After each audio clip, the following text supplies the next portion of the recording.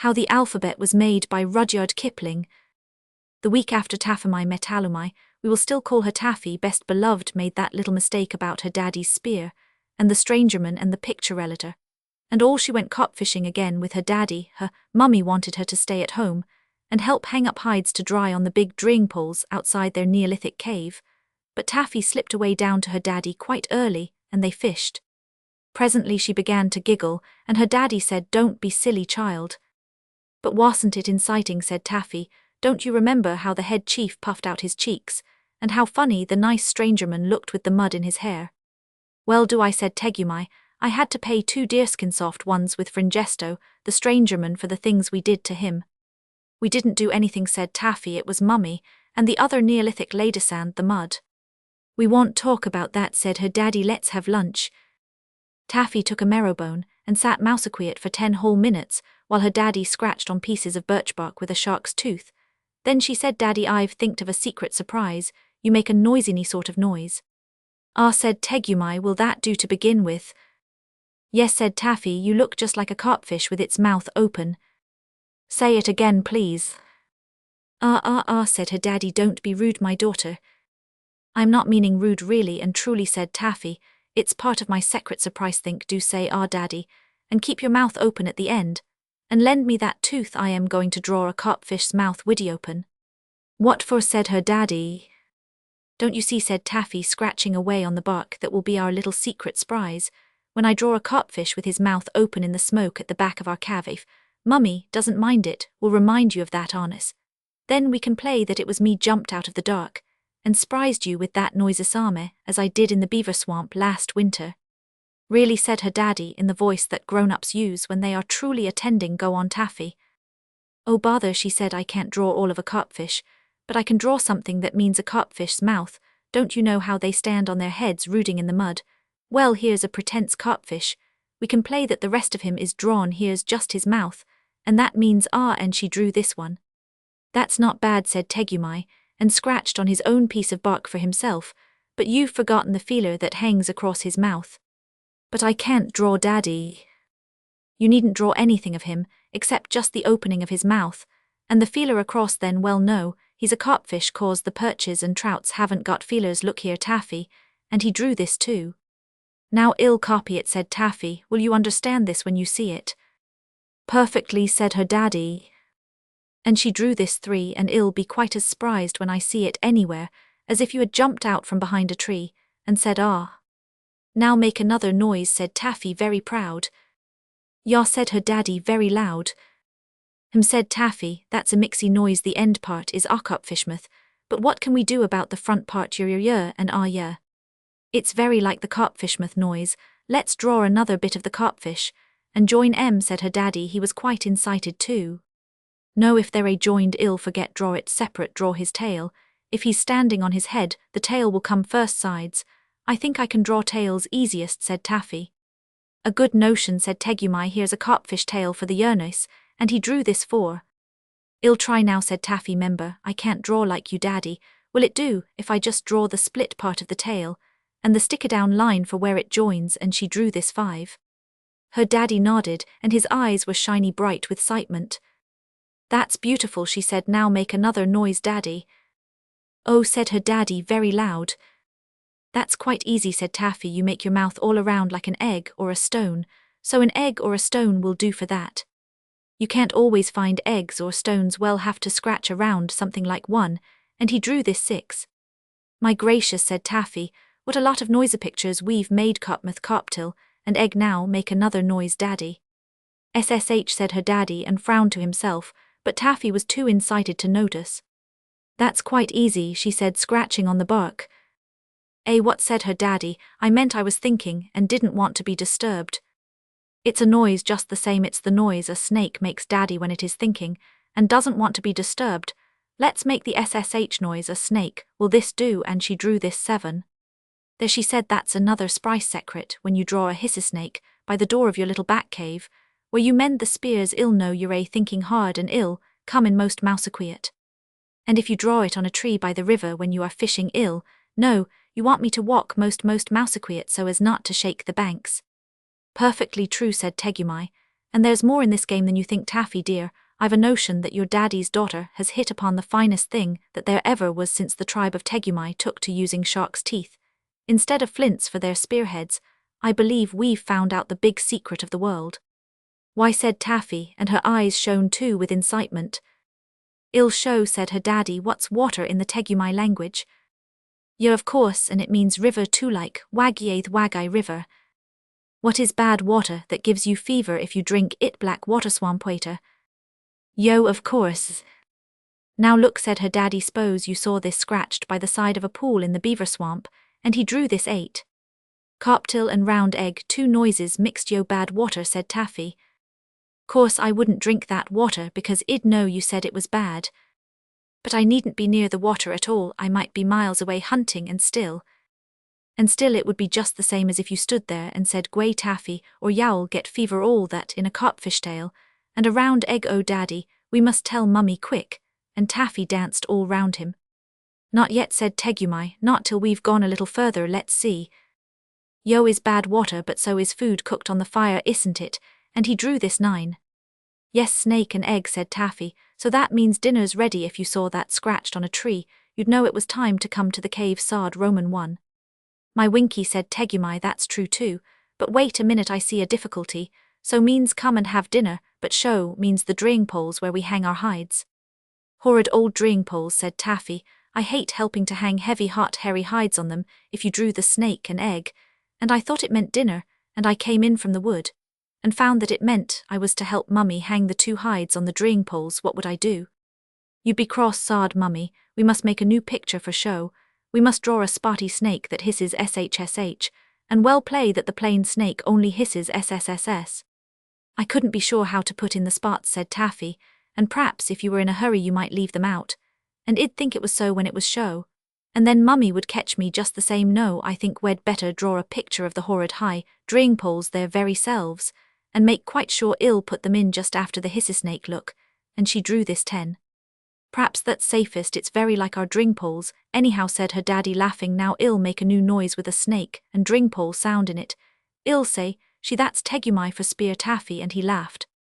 Don't make fun of me, said Taffy, as she thought of her picture relater, and the mud in the strangerman's hair. You draw it, daddy. We won't have beavers or hills this time, eh, said her daddy. I'll just draw a straight line for my spear, and he drew this 11. Even mummy couldn't mistake that for me being killed. Please don't, daddy, it makes me uncomfy. Do some more noises. We're getting on beautifully. Said Tegumai, looking up. Well, say shoo, that means sky. Taffy drew the snake and the drying pole, then she stopped. We must make a new picture for that end sound, mustn't we? Shushoo, said her daddy. Why, it's just like the round egg sound made thin. Then suppose we draw a thin round egg and pretend it's a frog that hasn't eaten anything for years. No, said her daddy, if we drew that in a hurry we might mistake it for the round egg itself. Shushushu, I tell you what, we'll do, well open a little hole at the end of the round egg, to show how the arnis runs out all thin, ooh, like this, and he drew this 12. Oh, that's lovely, much better than a thin frog. Go on, said Taffy, using her shark's tooth. Her daddy went on drawing, and his hand shook with incitement. He went on till he had drawn this 13. Don't look up, Taffy, he said. Try, if you can make out what that means in the Tegumai language. If you can, we've found the secret. Snakepool broke Carptil and Carpmouth, said Taffy. Shuya skywater rain. Just then, a drop fell on her hand, for the day had clouded over. Why, daddy, it's raining. Was that what you meant to tell me? Of course, said her daddy, and I told it you without saying a word, didn't I? Well, I think I would have known it in a minute, but that raindrop made me quite sure. I'll always remember now. Shuya means rain, or it is going to rain. Why, daddy, she got up and danced round him. S'pose you went out before I was awake and drawed Shuya in the smoke on the wall. I'd know it was going to rain, and I'd take my beaverskin hood. Wouldn't mummy be surprised? Tegumai got up and danced. Daddies didn't mind doing those things in those days. More than that, he said. S'pose I wanted to tell you it wasn't going to rain much, and you must come down to the river. What would we draw? Say the words in Tegumai talk first. Shayalas Yamaru Skywater ending river. Come to what a lot of new sounds. I don't see how we can draw them. But I do, said Tegumai. Just attend a minute, Taffy, and we won't do any more today. We've got Shuya all right, haven't we? But this Lars is a teaser, la, and he waved his shark tooth. There's the hissy snake at the end, and the Carpmouth before the snake assassers. We only want Lala, said Taffy. I know it, but we have to make Lala, and we're the first people in all the world who've ever tried to do it, Taff. Well, said Taffy, yawning, for she was rather tired. Lars means breaking or finishing as well as ending, doesn't it? So it does, said Tegumai. Tollers means that there's no water in the tank for Mummy to cook with just when I'm going hunting too.